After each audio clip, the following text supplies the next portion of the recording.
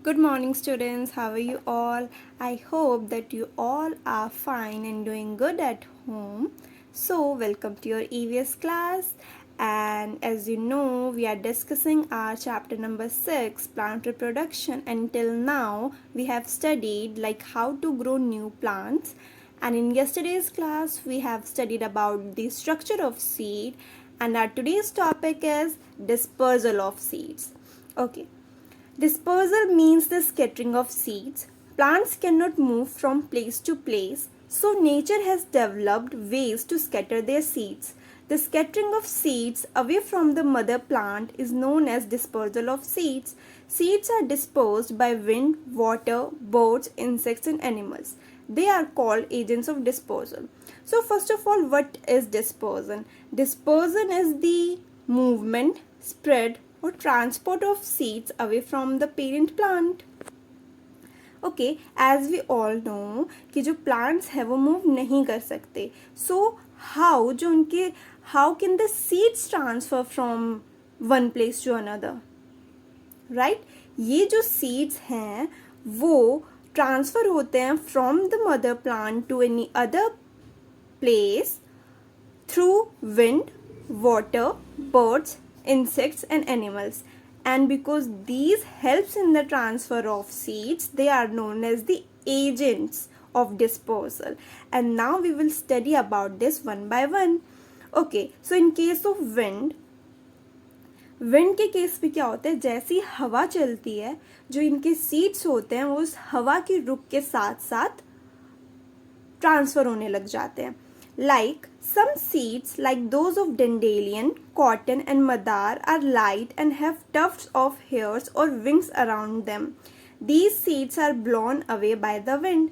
As you can see कि इनके जो seeds हैं इनका weight काफ़ी light है और because of this light weight जब हवा चलती है तो उस हवा के रुख के साथ साथ उड़ने लगती हैं एंड इस वे में सीड्स जो है वो अपनी पेरेंट प्लांट से सेपरेट हो जाते हैं also we have hiptage maple sycamore seeds have wings attach to them the wind carries them to far off places okay अब इन केसेस में क्या है इन केसेस में जैसे कि आप देख सकते हैं दिस इज सीड और इस सीड से एक विंग इस सीड के साथ एक विंग लाइक स्ट्रक्चर अटैच्ड है and we all know wings है तो they can just transfer from one place to another.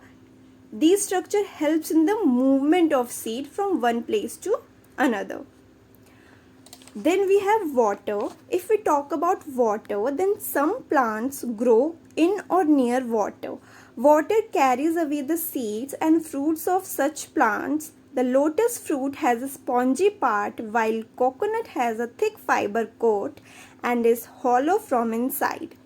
These special parts enable them to float on water. The seeds fall into water and float on it for long distances. The seeds of water lily and hydrilla are also carried away by water. So in case of water, we have plants जो कि water में grow करती हैं या फिर water के near grow करती है like lotus grow in the water but coconut grows near the water.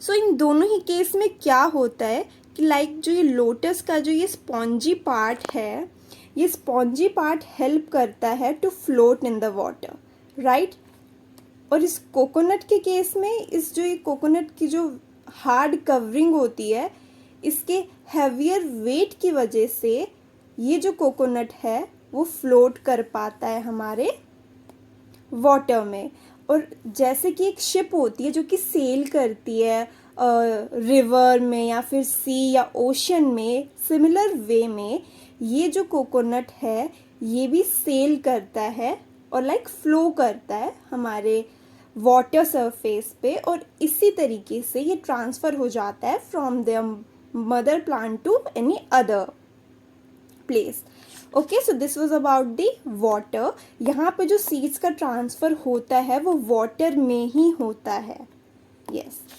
Next we have animals okay so animals Birds, animals, and human beings also disperse seeds to distant places. They eat juicy and fleshy fruits like apple, mango, and watermelon and throw away their seeds. So, like we humans generally do, what we do, we eat the fruity part, the fleshy part, juicy part of the fruit, और जो ये seeds होती है हम उनको फेंक देते हैं. सिमिलरली वाटरमेलन के सीड्स को हम फेंक देते हैं, मैंगो के सीड्स को भी हम फेंक देते हैं. सो इन दिस केस, और जब हम उसे फेंकते हैं, लाइक हमने उसे डस्टबिन में डाला, उसके बाद वो वेस्ट कहाँ जा रहा है, उसके साथ साथ वो सीड कहाँ जा रहा है, उसका हमें नहीं पता. और इस वे में सीड की डिस्पर्सल होती है, ट्रांसफर हो जाती है from one place to another. Also there are some seeds. Seeds of plants like xanthium, speargrass, and tiger nail have hooks or spines. They stick to the hairy skin of animals or clothes of human beings and are carried away to far off places. अगर हम xanthium, tiger nail seed और spear grass की बात करें, तो जैसे कि इस पिक्चर में विजिबल भी है कि इनकी जो सीड्स है उनमें needle like, thorn like structure, कांटेदार स्ट्रक्चर्स है.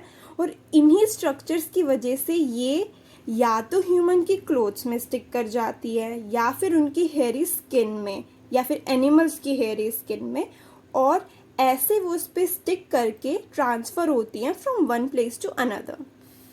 And at last we have some seeds are eaten by birds and animals. These seeds are coated so they do not get digested or destroyed.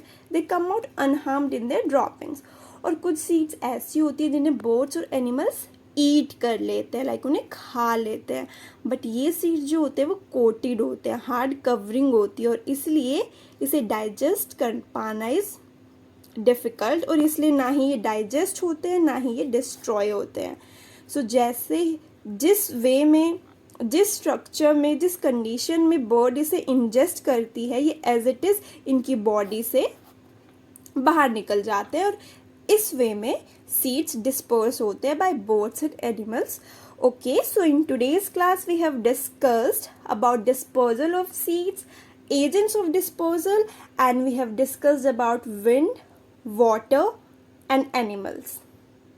Okay, so in this way seeds are dispersed and they are transferred from the mother plant to any other place. So this was it for today's class. Thank you.